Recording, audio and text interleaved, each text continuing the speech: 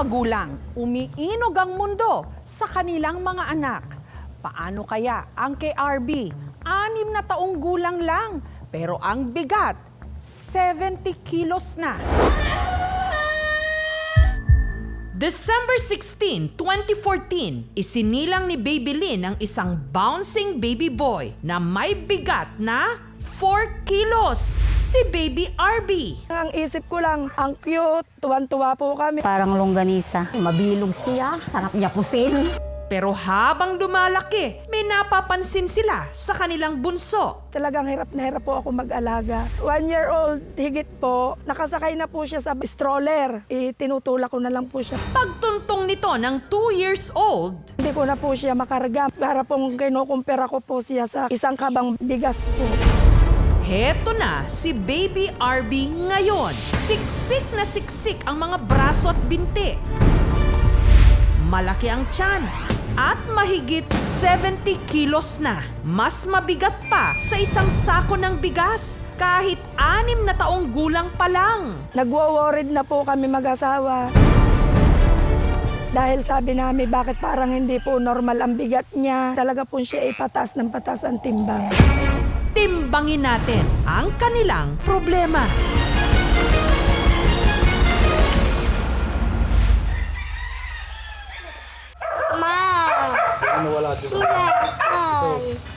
Wala nang tinapay. Bukas ka na daw magtinapay. Bukas na. Diet naman. Wala pagkain. Paggising po niya ng umaga, Ma, luto ka na ba? Anong ulam? Hindi pa po siya nakakatapos kumain. Ma, anong ulam natin mamayang tanghali? Pagka po wala po akong stock na pagkain, mainit po ulo niya. Hindi niyo po siya makikita na siya ay masaya. Saan ka pupunta? Bakit? Kapag walang pagkain sa kanilang bahay, si RB pumupunta sa kanyang lolo.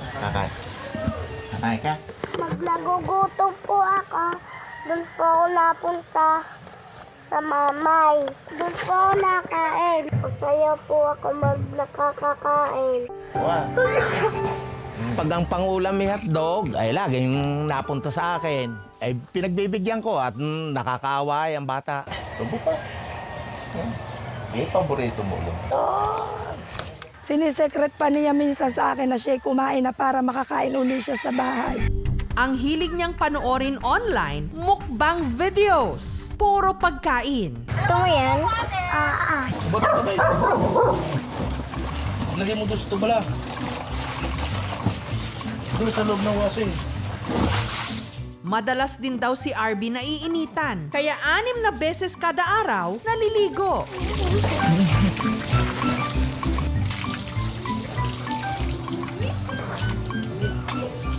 Tapos ang kilikili.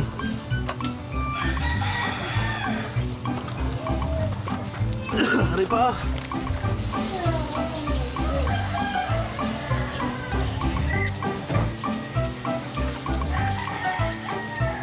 Napaliguan po ako. Hindi ko po kayang maligo. Mag-isa.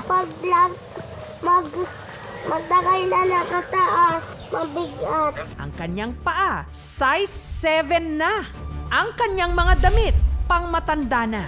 Ganito pong kalalaki ang damit niya kapag t-shirt po. Kailangan po stretchable ang mga kilikili para po magkasya sa kanya. Medyo fit na fit pa nga po ito sa kanya. Kakakalog niya. Nagkaluga na rin. Kaya iba may mga tali na. Narepair ko na rin to. Pinagpapakuhan ko na. Ito po yung upuan niya nung siya po'y nag-daycare. Tapos po nung pong matapos na inuwi na sa bahay, pabigat po siya ng pabigat, nasira na po. Ito po ang nangyari. Madali po akong mangalay kasi sobrang taba ako. Ay dala po ako minsan ng upuan, nangangalay po ako. Pirmi ring nakatutok sa kanya ang electric fan dahil kapag labis na mainitan, namumula ang kanyang balat. Pag po naiinitan po siya, parang hinahapo-hapo. Mama, hindi ka. Kapag hindi na siya makatiis sa sobrang init, pumupunta ang bata sa barangay hall para doon magpa-aircon. Hi, RB! Ito po, binubuksan namin yung aircon kasi namamasyal dito si RB para magpalamig. Bagamat marami ang nakukyutan kay RB, marami rin ang siya'y pinagkakatuwaan. Sabi po ng karulo ko, sabi sa akin, baboy, baboy, baboy. Sinabi ko po sa mama niya na ginagalaw akong baboy po. Pagsasabihan daw niya. Nasasaktan po ako kasi tao naman ako. Masaya naman po kalaro siya. Hindi naman po siya baboy. Siya po ay tao, hindi siya, wala siyang buntot. Pag may nang-aaway sa kanya, sabi ko, huwag niyong awayin si RB. Pero ang mas inaalala ni na Babylin, Minsan po pag yung kuway, ang hinga po niya, may nalabas na yung bula-bula po sa siwi. Natatakot po ako dahil marami pong nakakapagsabi na baka atakihin. Obserbahan ko nga po si kanya, parang hirap po siyang huminga. Pag gumalaw po siya, hapo. Parang siya po kahit nakaupo lang hinahapo. Naaawa po ako.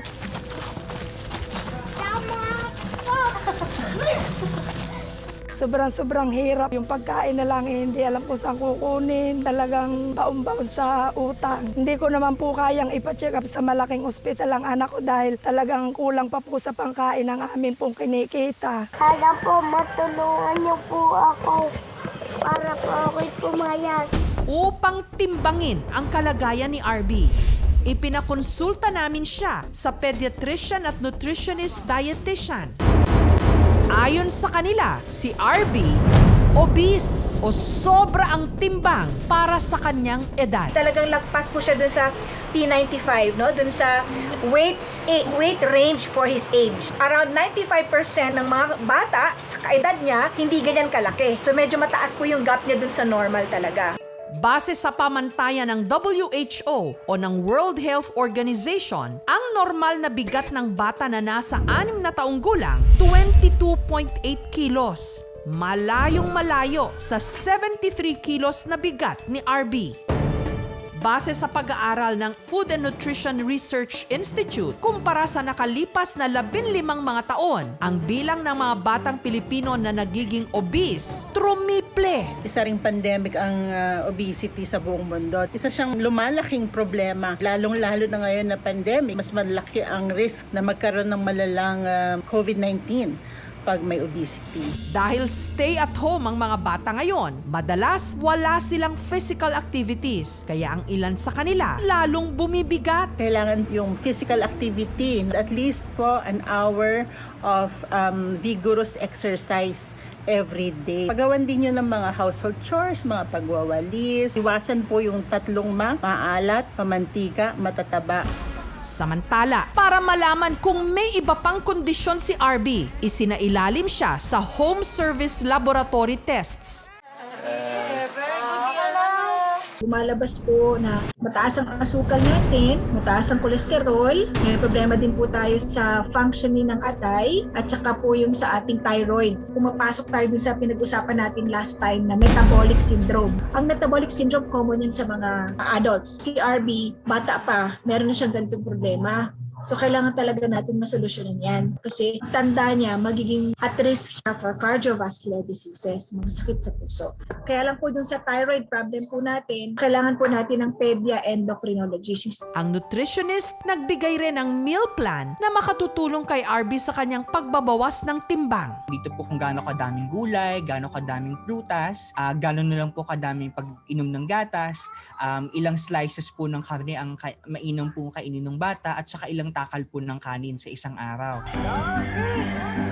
Kailangan din daw ni RB na mag-exercise. Pwede pong every hour, meron po siyang 1 to 2 minutes na exercise. So pwede po itong paglalakad lang po sa loob ng bahay, o kung kayo po ay may hagdan, pwede pong akyat baba. Pwede niyo pong sabayan, mami, si baby RB sa pag-aerobics. Si RB naman, determinadong sundin ang payo ng mga eksperto. Lalo pat gusto raw niyang maging pulis. Naghihigpit na rin ngayon pagdating sa kalusugan. Ako po magkukulit para makatulong sa ibang tao. Nagbabawas po ako ng pagkain para po ako'y pumayat. Hindi na po ako bulihin. Bago pa nagkapandemya, problema na sa buong mundo ang mga kaso ng child obesity. Seryosong usapan ito para ang mabigat ng problema hindi pa lalong lumobo.